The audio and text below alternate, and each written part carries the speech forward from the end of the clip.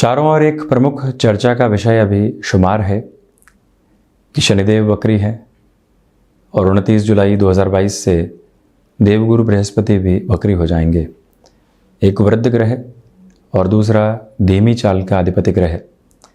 दोनों ही ग्रही व्यवस्थाएं जब वक्री हों तो किस तरह के परिणाम सामने निकल कर आते हैं, ये जिज्ञासा व्यक्ति विशेष के मन में बहुत गहराई से रहती है। किसी कामकाज को अब एक स्थापित करने के पटल की ओर लेकर गए हैं, परंतु जैसे ये सुना कि देवगुरु वक्री हो रहे हैं तो चिंता साथ जुड़ने लगती है। परंतु आपसे एक प्रमुख निवेदन हम ये करना चाहेंगे कि जब भी कोई सौम्य ग्रह वक्री हो जाता है तो उसकी शुभता में वृद्धि होती है, कमतरी निकल कर नहीं आती। तो यही कारण है कि जब मीन राशि के जातकों के लिए हम इस चर्चा को रख रहे हैं तो उनको ये समझने की आवश्यकता है कि शनिदेव लाभेश होकर लाभ भाव में है। नैसर्गिक तौर पर वृश्चिक राशि के जातकों के लिए और मीन राशि के जातकों के लिए अभी शनिदेव की इस स्थिति को बहुत बेहतर कहा जा सकता है, क्योंकि वृश्चिक राशि के जातकों के लिए शनिदेव पराक्रम भाव में है और वहीं मीन राशि के जातकों के लिए शनिदेव की स्थितियां यहाँ एकादश भाव में जुड़ी हुई है। इनकी तीसरी दृष्टि में बेहतरी और आकस्मिक संघर्ष के बाद में विजय की स्थिति को देखा जाता है। इसी वजह से मीन राशि स्थान के ऊपर शनिदेव की दृष्टि को बेहतर कहा जाएगा। हंस योग यहाँ निर्मित हो रहा है और देवगुरु वक्री भी हो जाएंगे।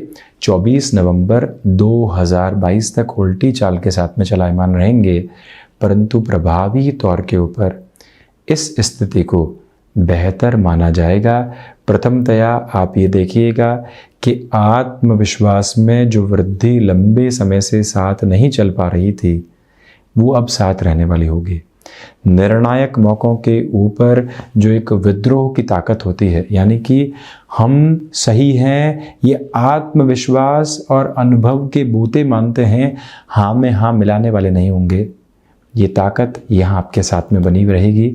आप किसी भी इंटरव्यू की तरफ जा रहे हैं और ये भी देखिएगा कि जो यहाँ पर आपके लिए 17 जनवरी 2023 तक का समय है, जब तक 7:30 शुरू नहीं होती उसके पहले के इस समय को अत्यंत तौर के ऊपर प्रभावी मानकर देखा जा सकता है।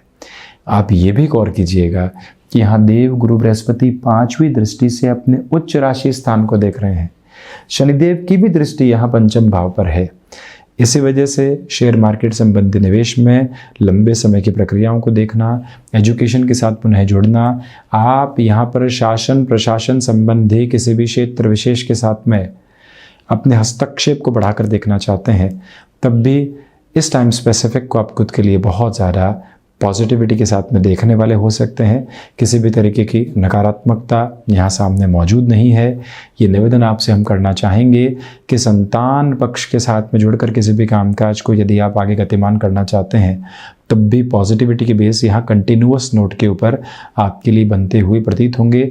आप यहाँ ये गौर कीजिएगा कि आपके लिए कोई भी स्थान परिवर्तन सामने निकल कर आ रहा है और लाइफ टाइम अपॉर्चुनिटी सामने है और कई बार व्यक्ति वहाँ रिलुक्टेंट हो जाता है, उससे आप संभलें, क्योंकि देव गुरु बृहस्पति एक अद्भुत ताकत के साथ में है।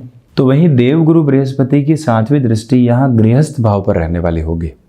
गृहस्थ के साथ में सामंजस्य है, परंतु बहुत ज़्यादा डोमिनेट करने से बचें। बिजनेस पार्टनरशिप में कोई भी डिसीजन आपको लेना है, एक तरफा सोच के साथ में निर्णय लेने की प्रक्रियाओं से रोकिएगा, अगले को कन्विंस करके ही जोड़िएगा। आप यहाँ हैंडीक्राफ्ट, टिम्बर संबंधी कोई भी अन्य कामकाज, एजुकेशन के फील्ड के साथ में हस्तक्षेप रखने वाले व्यक्ति हैं या मेटल संबंधी कामकाज में खुद को एक फ्लो के साथ में एस्टेब्लिश करके चल रहे हैं, पॉजिटिव बेस आपके लिए कंटिन्यूअसली यहाँ पर बना रहने वाला होगा। और आप ये भी देखिएगा कि इस समय के अनंतर क्रम के साथ में चलते हुए कहीं न कहीं आपके लिए ये बात भी सामने आने वाली रहेगी कि आप यहाँ पर किसी भी व्यक्ति विशेष को अपने साथ में जोड़ चुके हैं और अब उस व्यक्ति के द्वारा ये लगता है कि धोखा मिल सकता है। प्रोएक्टिव रहकर ऐसी सिचुएशंस को जब आप मालूम कर चुके हैं तो अब यहाँ पर स्थितियों को संभालना आपके हक में रहेगा। वहीं पर देव गुरु बृहस्पति की 9वीं दृष्टि भाग्य भाव पर है। लंबे समय से ये आशा थी कि कभी तो भाग्य का सहयोग मिले, हम कर्म कर रहे हैं, कभी तो एक्स्ट्रा एज की अप्रोच हमारे सामने रहे। यहाँ 24 नवंबर 2022 तक का समय ऐसी ही प्रक्रियाओं को दर्शा रहा है। आपके लिए हायर एजुकेशन के साथ में पुनः एक्टिव होना, अपनी पॉसिबिलिटीज़ को एक्सप्लोर करके चलना, ये भी एक रिदमिक वे आपके लिए रहेगा। ये निवेदन है आपसे कि यहाँ पर आप एकांत में मनन करने की प्रक्रियाओं को अपने साथ में ज़रूर जोड़कर चलिएगा। मानसिक संतुष्टि के प्रभावी आधार जीवन को खुशनुमा प्रवृत्तियों के साथ में लेकर चलते चले जाएंगे।